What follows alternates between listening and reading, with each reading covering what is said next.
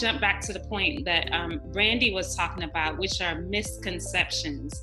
Tawana, what do you think are some other misconceptions that, you know, women or, you know, just people have around chronic conditions like fibroids? Wow. I tell you what, you know, oftentimes the doctors will share with us that heavy periods are normal. And that is such a big deal. You know, we'll go to the doctor for our annual checkup, or, you know, just maybe in between because we are having an issue.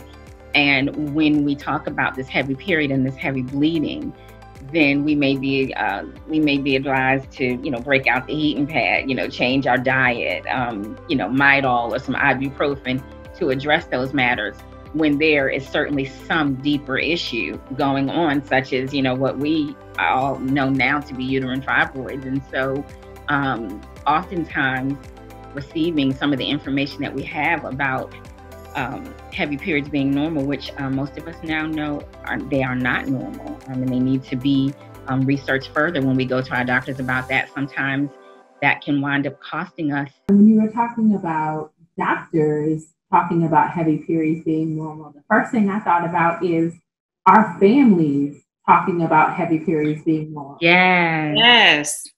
When I got my period, basically in the morning from my mama, my aunties, my grandmother even, that just buckle up, girl, because periods in our family are it. And that's why even when I was first diagnosed in my 20s, I had heavy periods throughout high school, throughout college. And so I didn't think twice about those, the heavy bleeding symptoms. Yeah.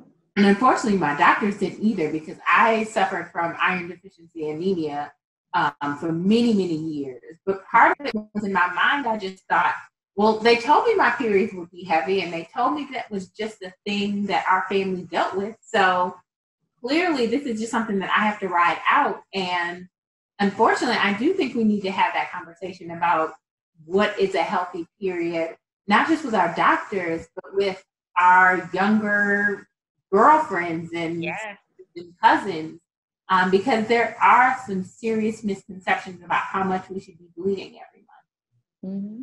That is very true. And I know, you know, for me, I started my cycle when I was 9 years old.